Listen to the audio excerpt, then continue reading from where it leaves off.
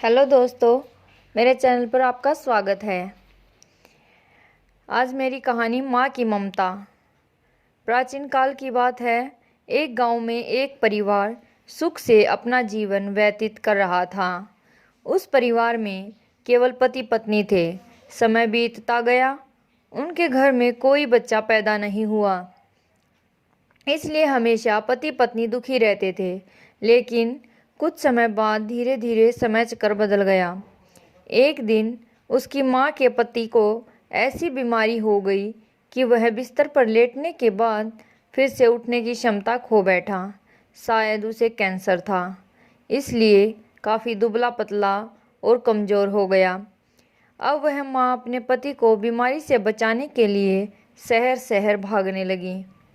हर तरफ से लाचारी हाथ मिलने पर वह मायूस होकर पति को घर ले आई। घर लाकर पति की हालत धीरे धीरे बिगड़ती गई। इस दौरान पति को पता चला कि उसकी पत्नी पेट से है। जब उसने यह बात अपने पति को बताई तो पति ने कहा कि अब उसे मरने से पहले यह चिंता नहीं है कि उसकी कोई संतान नहीं है। अब यदि मैं मर भी जाऊं तो यह बच्चा जन्म लेगा और उसके जीवन का सहारा बनेगा और आपके बुढ़ापे की छड़ी बन जाएगा। तुम अपना जीवन बच्चे के साथ व्यतीत करना। और यह सब कहकर पति ने अपने प्राण त्याग दिए। पत्नी ने पति का अंतिम संस्कार किया, लेकिन उसके मन में बहुत दुख था। लेकिन यह कहकर उसने अपने मन को आश्वस्त कर लिया कि उसके पति का प्यार, उसके गर्भ में एक छोटा बच्चा एक दिन इस दुनिया में जन्म लेगा और वह मेरे बुढ़ापे का सहारा बनेगा। अब धीरे धीरे समय बीतता गया और बच्चे के जन्म का समय आ गया। तब उस माँ ने एक पुत्र को जन्म दिया। माँ अब पूरी तरह से उन पर निर्भर थी और बच्चे का पालन पोषण करती थी। धीरे धीरे वह उनका बेटा 5 साल का हो गया। इसलिए माँ ने अपने बेटे को एक स्कूल में पढ़ने के लिए भेज दिया। माँ की ममता विलक्षण होती है, इसलिए माँ अपने बेटे से बहुत प्यार करती थी। माँ अपने बच्चे का दर्द नहीं देख सकती थी, इसलिए माँ उस बच्चे का दुख और दर्द स्वयं उठाती थी। अमीर लोगों के घरों में काम करके कुछ पैसे बचाती थी।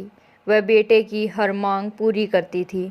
धीरे धीरे बेटा बड़ा हुआ और उसने उसे गांव से बाहर शहर में पढ़ने के लिए भेज दिया। बेटा भी मन लगाकर पढ़ाई करने लगा और एक दिन वह एक बड़ा अधिकारी बन गया। जब माँ को इस बात का पता चला तो वह बहुत खुश हुई कि उसके जीवन के सभी संकट अब उसके बेटे द्वारा काट दिए जाएंगे। बेटा अब गांव से दूर रहने लगा और आत्मविश्वास से अपना काम करने लगा। अब उसकी माँ गांव में अकेली रह गई थी। धीरे धीरे समय बीतता गया। नौकरी को अधिक समय देने के कारण बेटे का अपनी माँ के प्रति लगाव भी कम होता गया। वह अपनी माँ को लगभग भूल ही चुका था। उसे वहाँ एक लड़की से प्यार हो गया। जब उसने लड़की को अपनी माँ के बारे में बताया तो लड़की ने कहा कि अगर वह यह सब अपनी माँ को बताएगा तो हमारी शादी के लिए तैयार नहीं होगी। इसलिए उसने बिना अपनी माँ को बताए शादी कर ली और लड़की ने अपने माता पिता से मिलकर शादी कर ली। अब वह बेटा अपनी पत्नी के प्यार में इतना फंस गया कि वह अपनी माँ के सारे कष्ट भूल गया।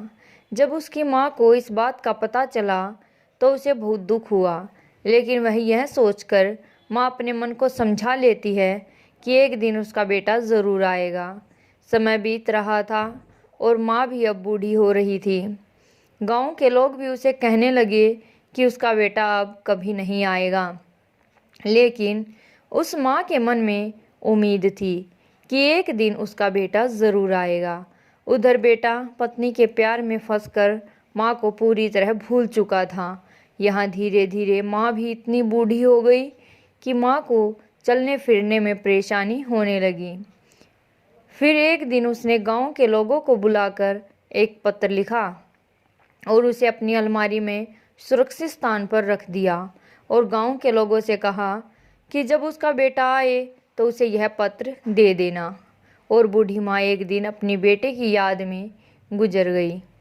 इधर एक दिन इसी बात को लेकर उनके बेटे और उनकी पत्नी का झगड़ा हो गया और उसकी पत्नी ने उसे हमेशा के लिए छोड़ दिया। अब बेटे को अपनी माँ की याद आई और एक दिन वह गांव आया। गांव में आकर उसे पता चला कि उसकी माँ अब इस दुनिया में नहीं रही और लोगों ने उसे बहुत बुरा भला भी कहा कि तेरी याद में तेरी माँ मर गई, तुम्हारी नाम की एक चिट्ठी रह गई है। बेटे ने जब वह चिट्ठी खोलकर देखी तो उस चिट्ठी में माँ के उस दर्द भरे जीवन का सारा दर्द लिखा था और अंत में लिखा था कि बेटा, अगर मेरे कारण से आपके पारिवारिक जीवन में कोई बाधा आती है तो मैं जीवन भर आपसे अलग रहूंगी। अब बेटे को अपनी माँ के प्यार का एहसास हुआ और उसे अपनी गलती का पश्चाताप किया। कैसे माँ का साथ जीवन में अनमोल होता है, क्योंकि माँ का प्यार स्वार्थ रहित होता है। तो दोस्तों, एक माँ की ममता के बारे में कुछ नहीं कहा जा सकता।